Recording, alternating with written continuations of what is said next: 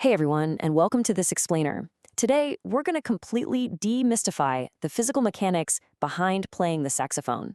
If you've ever looked at a sax and just felt totally overwhelmed by all that brass and all those buttons, well, you're in the right place. We're cutting through all that noise today. Instead, we're zooming in on the actual foundation of what creates that beautiful, rich sound.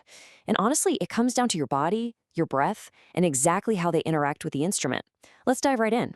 So, here's a super common scenario. You get a brand new saxophone, you figure out where a couple of fingers go, you blow into the mouthpiece, and honestly, it sounds a bit like a dying goose, right? So, why is it that so many beginners struggle to get a good sound? Well, the truth is, the issue is rarely about just knowing which buttons to press. It's almost entirely about mastering your own body mechanics. Basically, you have to remember that you are the actual engine of this instrument. So, to get that engine running smoothly, here's our anatomical breakdown for today.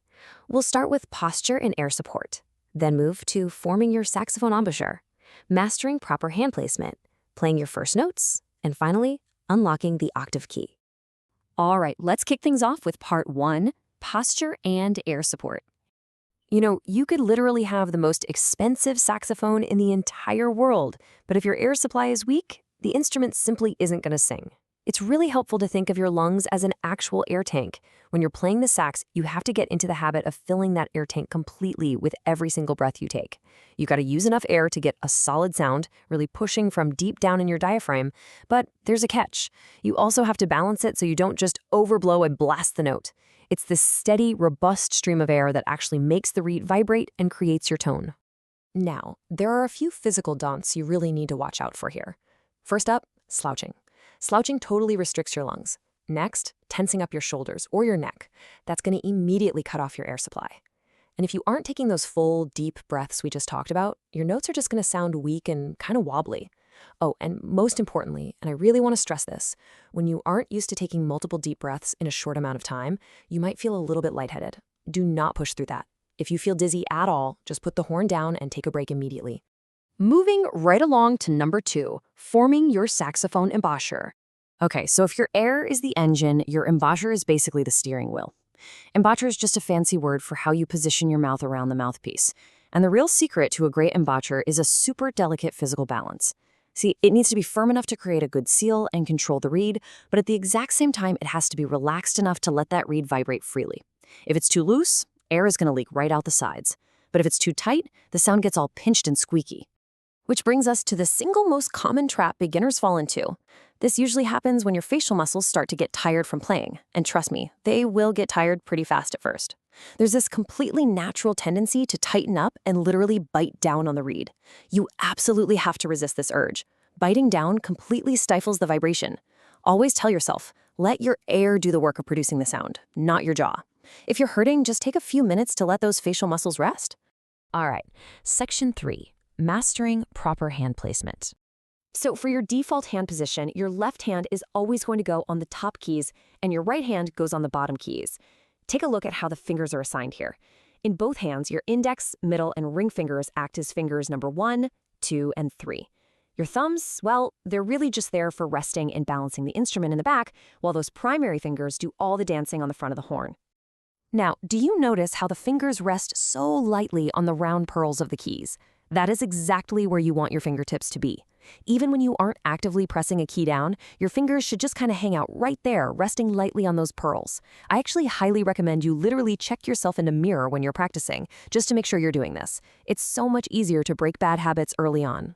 Because look, if you don't do this, you're going to fall victim to the dreaded flying finger syndrome.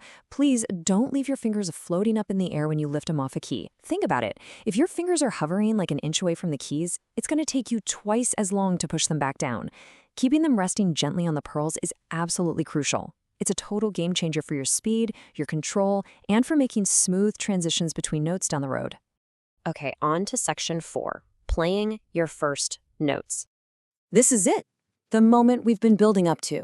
We are finally going to combine the breath, the embouchure, and the hand placement to release all that tension and make some actual music. But hold on, before we go pressing any keys, there is an exact chronological process you need to follow every single time you go to play a note. Step 1, take a deep breath to fill that air tank. Step 2, set a firm yet relaxed embouchure. Step 3, blow smoothly, double-checking that you aren't biting the reed. Seriously, burn this 3-step checklist right into your brain.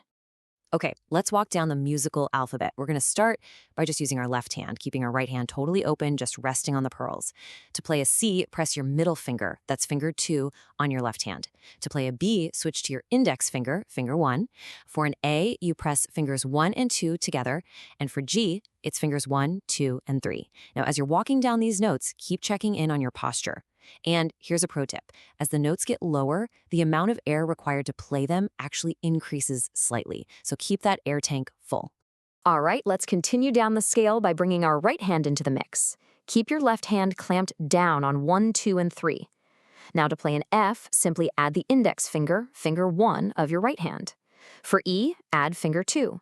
And finally, by dropping your ring finger, finger 3, you arrive at a beautifully robust low D. That is all 6 primary fingers pressed down at once. It really takes a massive breath. Great posture and a nice relaxed embouchure can get that low D to sound rich and full rather than like a foghorn. And that brings us to our final section, unlocking the octave key. So, we figured out how to go down the scale, but how do we go up? Well, on the back of the saxophone, just slightly above where your left thumb rests, you'll feel a little black button. This is the octave key. And honestly, the saxophone is one of the only instruments out there with a single button perfectly designed to make whatever note you play instantly jump up an entire octave. It's a brilliant piece of engineering. But you need to pay super close attention to the actual mechanics of how you press it. The trick here is that your thumb shouldn't be lifting off the thumb rest to jab at the button. Instead, keep your thumb anchored and use a very specific physical motion. Just pivot the very tip of your left thumb to engage the key. It's this tiny, incredibly efficient little rocking motion. So what does this all mean for our fingerings? Remember that low D we just played with all 6 fingers down?